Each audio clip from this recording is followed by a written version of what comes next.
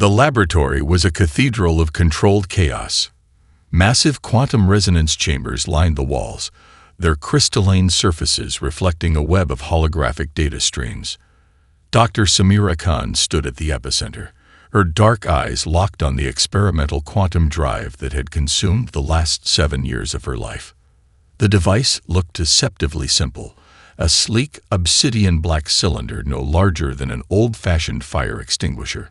But within its compact form lay the accumulated knowledge of humanity's most audacious scientific minds. Multinational teams had poured billions of dollars, countless sleepless nights, and every ounce of human ingenuity into this moment. Preliminary tests had been promising, then catastrophic, then maddeningly inconclusive. 3 previous prototypes had literally torn themselves apart, releasing energy signatures that defied every known law of physics. This was attempt number 4, the final chance before the project would be defunded. Initiating quantum cascade sequence, announced Dr. Ravi Mehta, his fingers dancing across a holographic control interface. His voice was calm, but a fine sheen of sweat betrayed his tension. The room fell silent. 37 of the world's most brilliant minds held their collective breath. Engineers from Beijing, physicists from Moscow, quantum theorists from Sao Paulo and New York, all watched with the intensity of surgeons performing an impossible operation. Warning systems began to light up. Red alerts flashed across multiple screens. The quantum drive's internal temperature spiked beyond critical levels. Conventional wisdom suggested total system failure was imminent. Dr. Khan noticed something first: the microscopic quantum fluctuation that shouldn't exist. A probability wave that twisted and bent in ways mathematics said were impossible. Her hand instinctively moved to the emergency shutdown, but something made her hesitate. "Hold," she whispered, more to herself than to anyone else. The drive began to resonate. Not shake, not vibrate. Resonate. Like a tuning fork finding its perfect frequency, the device seemed to sing. Holographic projections around it began to shift, displaying impossible geometries that looked more like living mathematical equations than static displays. Dr. Mehta's voice cracked. "Quantum coherences, that's not possible. The stability should be." A sudden burst of light, not an explosion, not a flash, but a sustained impossible illumination that seemed to pull light from surrounding spaces. The quantum drive was no longer just a piece of technology. It had become something else entirely. Sensors went wild. Computational systems that had been analyzing every microsecond of data suddenly crashed, overwhelmed by information that defied compression, defied understanding. In that moment, humanity crossed a threshold. The breakthrough wasn't just technological. It was philosophical. Dr. Khan understood first. This wasn't just a new propulsion system. This was a fundamental reimagining of how reality itself could be navigated. The quantum drive wasn't breaking the laws of physics. It was revealing that those laws were far more fluid, far more magnificent than anyone had ever imagined. "We did it," she said quietly, her voice cutting through the stunned silence. "We actually did it."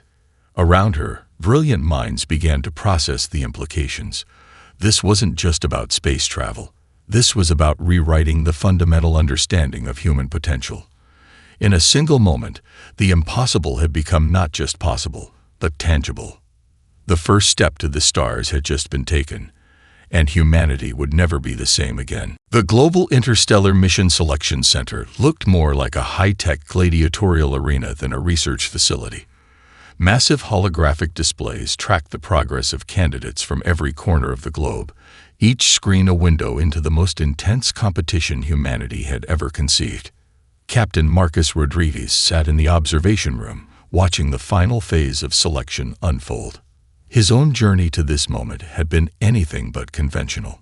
A child of a Brazilian environmental engineer and a Colombian-American quantum physicist, he embodied the kind of hybrid vigor that had become humanity's greatest strength. The current challenge was brutal, a 30-day sealed simulation designed to push human potential to its absolute limits. Candidates were trapped in a meticulously constructed environment that would systematically break down every conventional survival strategy. It wasn't just a test of physical endurance or technical skill. It was a comprehensive examination of human adaptability. Dr. Elena Martinez, the lead psychologist, studied the real-time data with predatory intensity. "Watch Rodriguez's team," she muttered to her colleague. "They're doing something different." On the simulation floor, Rodriguez's team faced an impossible scenario. A cascading series of system failures had been intentionally introduced, environmental controls failing, communication systems dying, resource allocations becoming increasingly scarce. Most teams would have fallen into panic, fighting over dwindling resources or attempting to preserve existing systems. Rodriguez's approach was entirely unexpected.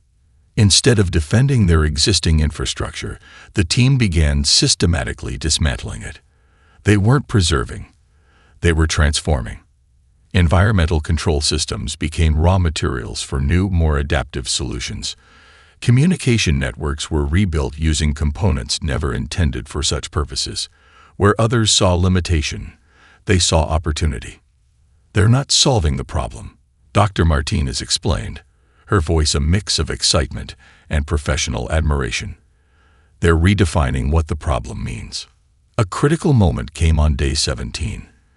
The simulation introduced a complete power failure, a scenario designed to isolate and demoralize the team.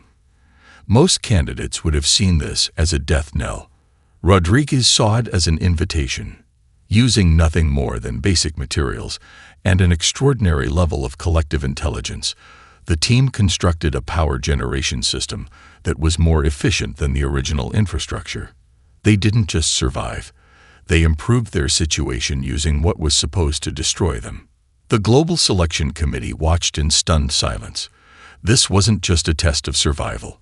It was a demonstration of humanity's most powerful attribute, the ability to transform challenges into opportunities. Rodriguez himself remained remarkably calm. His background had prepared him for this, a childhood spent in some of the world's most challenging environments, coupled with an education that emphasized adaptive thinking over rote memorization. He understood something fundamental that many missed. Survival wasn't about fighting against limitations, but about constantly reimagining what was possible. When the 30-day simulation concluded, only 4 teams remained. Rodriguez's team had not only survived, but had fundamentally altered the parameters of survival itself. "We're not looking for the best individual," Dr. Martinez told the selection committee. "We're looking for the best collective intelligence." And we found it. Captain Marcus Rodriguez wasn't just selected for the mission. He became the living embodiment of humanity's potential, a leader who understood that the greatest technology was the human capacity for collective imagination. The moment the horizon emerged from its first faster-than-light jump, Captain Marcus Rodriguez knew something was wrong. The ship's sensor arrays erupted with data, a chaotic symphony of electromagnetic signatures, radiation patterns, and debris fields that defied conventional analysis. "Tactical display, now," Rodriguez commanded, his voice calm but charged with an underlying current of anticipation. Lieutenant Aisha Nyong'o's hands danced across the holographic interface. Layers of information began to materialize, a 3-dimensional representation of their current location that was equal parts beautiful and terrifying. They had emerged into what could only be described as the aftermath of a massive conflict. Massive fragments of alien spacecraft tumbled silently through the void. Each piece told a story of technological complexity far beyond human understanding. Exotic materials glinted with impossible colors, energy signatures flickered like dying neural networks, and the sheer scale of destruction was breathtaking. "Multiple active contacts," Lieutenant Commander Chen reported from the sensor station. 3 distinct vessel types converging on our position. Configuration does not match any known design parameters. The first alien vessels appeared like predators emerging from a cosmic mist. Each was a nightmare of geometric complexity. Ships that seemed to shift and breathe, their hull structures defying the basic principles of spacecraft design. They moved with a synchronized precision that suggested a level of technological integration humanity had never conceived. Rodriguez's training kicked in, but this was nothing like the simulations. These weren't just ships. They were living technologies, each vessel pulsing with an intelligence that seemed to transcend mechanical limitations. "They're scanning us," Nyong'o said, her voice a mixture of professional calm and barely contained excitement. "But the scan methodologies are strange. It's like they're trying to understand us at a fundamental quantum level." The communication systems crackled to life, not with traditional radio signals, but with a complex quantum entanglement transmission that threatened to overwhelm the Horizon's computational systems. Most ships would have been instantly paralyzed. Most crews would have panicked. Instead, Rodriguez did something unexpected. "Adaptive protocol," he commanded. "Full quantum firewall. Translate and analyze, but do not respond." The ship's systems, developed through years of collaborative human innovation, began to do something miraculous. Instead of trying to block or fight the alien scanning attempt, the Horizon's computational matrix began to learn. It wasn't defending, it was understanding. Lieutenant Chen watched in amazement as the ship's systems began to create a real-time map of the alien communication methodology. "Captain, we're not just blocking their scan. We're studying it, reverse engineering their communication protocol in real time." The alien vessels seemed to hesitate. Their synchronized movement fractured, suggesting a level of confusion that seemed impossible for such advanced technological beings. What they didn't understand was the fundamental difference in human approach. Where other civilizations might see a threat, humans saw a puzzle. Where others would prepare for conflict, humans prepared to understand. Rodriguez watched the developing scenario with a curious calm. "We're not here to fight," he muttered, more to himself than to the crew. "We're here to learn." In the next 7 minutes, humanity would prove that first contact was less about technology and more about the fundamental human capacity for adaptation, understanding, and transformation. The next 7 minutes would be etched into galactic history forever. What the alien vessels didn't comprehend was that the Horizon was more than a spacecraft. It was a living, adaptive system that embodied humanity's most revolutionary approach to technology and conflict. Captain Rodriguez watched the unfolding scenario with a curious detachment. His hands never touched a weapon control. Instead, they hovered over a quantum computational interface that was rewriting the very rules of technological engagement. "Adaptive protocol engaged," Lieutenant Aisha Nyong'o announced, her voice steady despite the magnitude of what was happening. "Quantum defensive matrix is evolving." The alien vessels began their attack in a manner that had decimated countless civilizations before. Weapon systems that could disintegrate matter at the atomic level powered up. Energy signatures that could strip away planetary atmospheres concentrated on the Horizon's hull. But something extraordinary happened. The Horizon didn't just defend. It began to understand. Each incoming energy burst, each weapon signature was instantaneously analyzed, broken down, and comprehended at a quantum level. Where other civilizations would have raised shields or returned fire, the human vessel did something unprecedented. It began to communicate with the very technology attempting to destroy it. Lieutenant Commander Chen watched in astonishment as the ship's systems began to do the impossible. "We're not blocking their attacks," he said, his voice a mixture of scientific wonder and barely contained excitement. "We're negotiating with their technology." Massive weapon systems that should have obliterated the Horizon began to hesitate. Molecular disruption beams that had previously been unstoppable now encountered a computational matrix that didn't just resist, but engaged in a kind of technological dialogue. The alien vessel's coordinated attack began to fragment. Their weapon systems started to interact with each other in ways their designers never intended. It was as if the Horizon was speaking a language of technology that the attackers had never encountered, a language of adaptation, of understanding, a fundamental reimagining.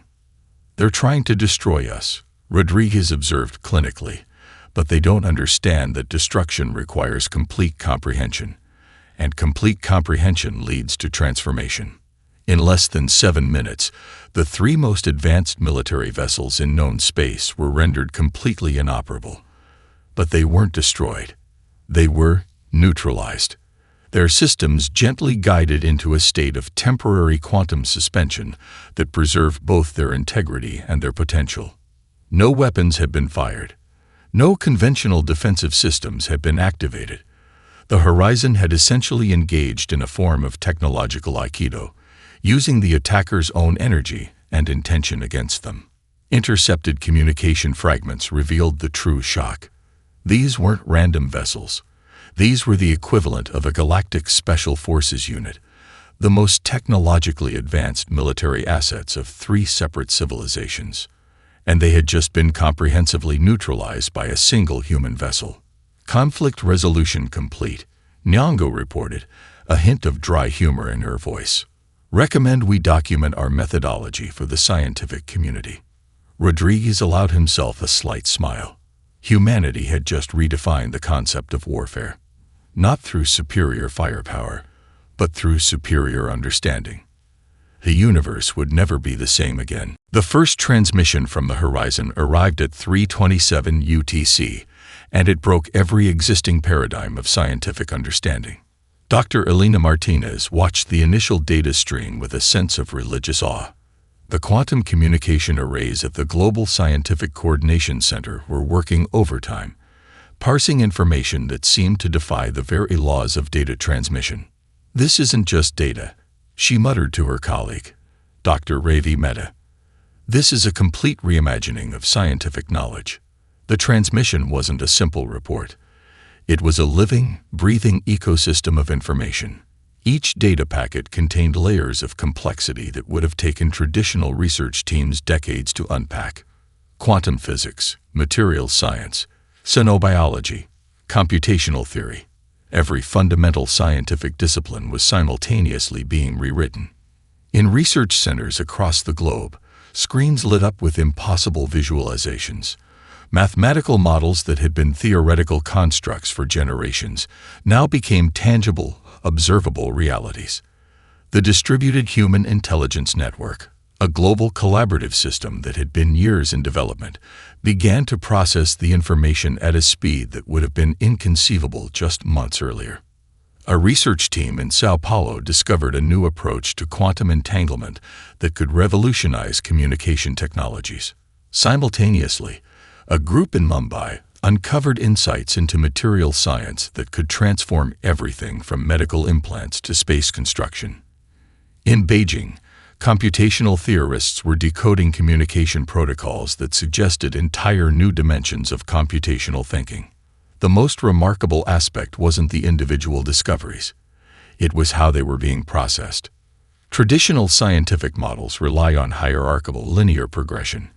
Discoveries would be carefully vetted, peer-reviewed, slowly integrated into existing knowledge frameworks. The Horizon's data shattered that approach completely. We're not discovering, Dr. Martinez explained during an emergency global broadcast. We're being invited to reimagine everything we thought we knew. Global universities began restructuring their entire approach to scientific education. Interdisciplinary collaboration wasn't just encouraged, it became the only viable method of processing the incoming information. A quantum physicist in Moscow found herself in direct communication with a materials engineer in Lagos, their collaborative insights emerging faster than any traditional research method could have conceived. The economic implications were equally profound. Technology companies that had been working on incremental improvements suddenly found themselves obsolete. Entire industries were being transformed in real time, with innovation cycles that used to take decades now happening in weeks.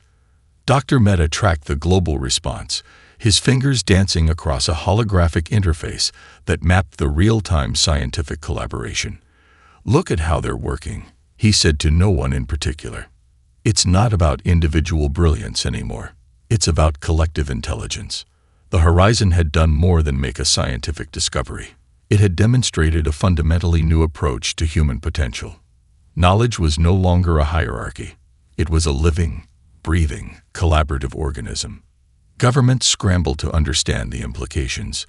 Military strategists realized that technological superiority was no longer about weapon systems, but about adaptive intelligence. Educational institutions began dismantling traditional disciplinary boundaries. Humanity was transforming, and the transformation was just beginning. "We're not just exploring space," Dr. Martins said, her voice capturing the magnitude of the moment. "We're exploring the very nature of human potential." The galactic diplomatic nexus on Centauri Prime was a marvel of architectural and political engineering. Massive crystalline structures suspended in anti-gravity fields hosted representatives from over 200 known civilizations. It was a place where millennia of interstellar political complexity converge. And it was about to be completely unprepared for humanity. Ambassador Sophia Chen walked into the central chamber with a calm that bordered on the supernatural. She was accompanied by a delegation that defied every conventional diplomatic norm. Scientists, cultural anthropologists, engineers, and negotiators who moved less like a traditional diplomatic team and more like a living, breathing collaborative organism. The initial hearing was supposed to be a formality. A new species would typically be relegated to observer status, subjected to extensive scrutiny, and effectively marginalized for decades. The established galactic powers had perfected this method of diplomatic containment over thousands of years. They had never encountered humanity. The first indication that something was different came during the preliminary scanning protocols, where other species submitted to invasive cultural and technological assessments. The human delegation transformed the process into a collaborative exchange. Instead of being examined, they were inviting examination, but on their own terms. "We're not here to be categorized," Ambassador Chen began, her statement cutting through layers of diplomatic formality. "We're here to collaborate." The representatives of the Xen-Eric Confederacy, a coalition that had dominated galactic politics for the past 3 millennia, exchanged looks of confusion. Their communication protocols, refined over centuries, suddenly seemed inadequate. Ambassador Krulvax, the senior diplomatic representative, initiated what he believed would be a standard marginalization protocol, a complex series of linguistic and bureaucratic maneuvers designed to limit a new species' influence. What happened next was unprecedented. The human delegation didn't fight the protocol. They began to analyze it. In real time, multiple team members were simultaneously translating, understanding, and most terrifyingly for the established powers, reimagining the very structure of the diplomatic interaction. "They're not resisting the system," a junior Xen-Eric diplomat whispered to her superior. "They're redesigning it while we're using it." Traditional diplomatic warfare relied on established information asymmetries. Powerful civilizations maintained control by controlling information flow, by creating complex bureaucratic labyrinths that new species would get lost in. Humanity turned that entire concept inside out. Where the Xen-Eric expected resistance, they found collaborative deconstruction. Where they anticipated defensiveness, they encountered an almost disturbing level of transparent curiosity. The human delegation wasn't just participating in the diplomatic process, they were revealing its fundamental limitations. 3 hours into what was supposed to be a preliminary hearing, the entire structure of galactic diplomatic engagement was being fundamentally reimagined. Ambassador Chen's final statement was deceptively simple. "We're not asking to join your system," she said. "We're inviting you to help us create something better." The galactic diplomatic nexus fell silent. Something fundamental had changed, and everyone in the room, regardless of their species, knew it. Humanity hadn't just entered galactic diplomacy. They had transformed the very concept of diplomatic engagement. The Interstellar Research Symposium was unlike any scientific gathering in galactic history. What should have been a traditional conference had transformed into something closer to a living, breathing ecosystem of innovation. Dr. Annika Patel stood at the center of a holographic display that stretched across multiple dimensional planes. Behind her, a network of researchers from over 127 different planetary systems worked in real time, their collective intelligence forming a computational matrix that made traditional research methods look like primitive scratching. The symposium's primary focus was a breakthrough in faster-than-light communication protocols, a challenge that had stumped galactic civilizations for millennia. What made the human approach different wasn't just technological prowess, but a fundamental reimagining of collaborative research. A researcher in a remote lab in the Brazilian Amazon worked simultaneously with a quantum physicist in a research station orbiting Proxima Centauri. A materials engineer from Lagos collaborated in real time with a computational theorist in New Delhi. The geographical and institutional boundaries that had traditionally limited scientific discovery had simply dissolved. "We're not competing," Dr. Patel explained to the assembled galactic research delegates. "We're conversing." The communication protocol they were developing was more than a technological achievement. It was a living system of information exchange that adapted in real time. Traditional communication technologies were based on fixed protocols, rigid transmission methods. This was something entirely different, a communication method that learned, evolved, and transformed with each interaction. Dr. Xantok, a senior researcher from the Andromedan Scientific Consortium, watched in a mixture of horror and fascination. The human approach defied everything he understood about scientific research. There were no clear hierarchies, no rigid departmental boundaries. Knowledge flowed like a liquid, changing shape, breaking down barriers, creating connections that should have been impossible. The breakthrough came from an unexpected source, a group of independent researchers, including a high school student from Kenya, a retired engineer from Russia, and a marine biologist from Australia, contributed a critical insight that professional researchers had overlooked for decades. In the human model, expertise wasn't defined by institutional credentials, but by the ability to think creatively and collaborate effectively. The resulting communication protocol was nothing short of revolutionary. It could transmit complex quantum information across unprecedented distances, with a level of fidelity and adaptive capability that made previous technologies seem like primitive smoke signals. But the most remarkable aspect wasn't the technology itself. It was how it was developed. Traditional galactic research models were hierarchical, competitive, carefully controlled. Researchers guarded their discoveries, worked in isolated teams, published in controlled journals. The human approach was the exact opposite, a completely open, fluid, collaborative process where knowledge was seen as a shared resource, not a proprietary commodity. Scientific discovery isn't about being the first, Dr. Patel told the stunned delegates.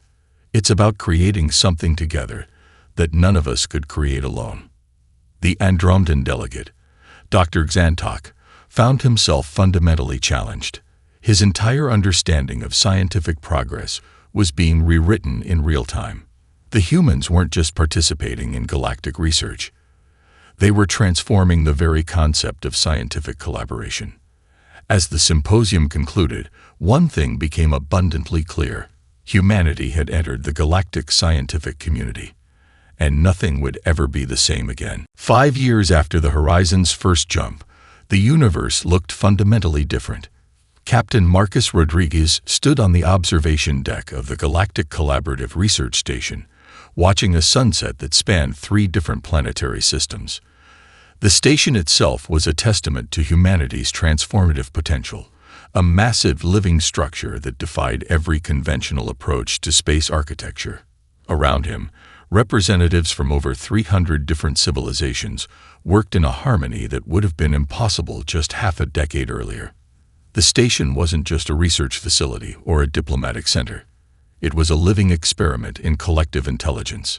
Dr. Elena Martinez approached, her steps reflecting the low-gravity environment. "Hard to believe how much has changed," she said, her voice carrying a mixture of wonder and scientific precision. The changes were indeed profound. Humanity hadn't just entered the galactic stage. They had fundamentally reimagined what that stage could be.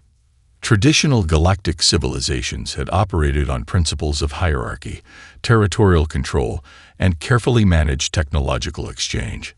Humans introduced a radical new concept: open-source civilization. Knowledge wasn't a weapon or a commodity. It was a shared resource, a collective endeavor that transcended individual or planetary interests. The technological breakthroughs were staggering. Communication systems that could transmit complex quantum information across unprecedented distances. Adaptive energy technologies that could transform entire planetary ecosystems. Medical breakthroughs that were rewriting the fundamental understanding of biological adaptation. But the most significant transformation wasn't technological. It was philosophical. Humanity had introduced a new way of thinking about existence itself. Where older civilizations saw boundaries, humans saw opportunities for collaboration. Where others saw competition, humans saw potential for collective growth. The Xen-era Confederacy, once the most powerful political entity in known space, had been the first to truly understand the depth of this transformation. Their attempts to contain or control human expansion had been systematically and elegantly neutralized, not through conflict, but through a level of collaborative complexity that made their traditional power structures obsolete. "We're not conquering," Rodriguez often explained to diplomatic delegations. "We're inviting." The invitation was profound. It wasn't just about technological or cultural exchange. It was an invitation to reimagine the very concept of civilizational development. Planetary systems that had been centuries-long enemies found themselves collaborating on projects that would have been unimaginable just a few years earlier. A research initiative combining resources from a methane-based civilization and a silicon-based species was developing entirely new approaches to energy generation. Dr. Martinez pulled up a holographic display showing the complex network of collaborative projects. It looked less like a traditional organizational chart and more like a living, breathing neural network, constantly shifting, adapting, growing. "We're not just exploring space," she said, echoing a statement she had made years earlier. "We're exploring the nature of potential itself." The human approach wasn't about dominance. It was about possibility. Each interaction, each collaborative project was an opportunity to learn, to grow, to transform. As the multiplanetary sunset continued, Rodriguez reflected on the journey. Humanity had entered the galactic stage not as conquerors, not as observers, but as collaborators. They had shown that the most powerful technology wasn't a weapon or a device, but the ability to see potential where others saw limitation. The universe would never be the same again. And that was precisely the point.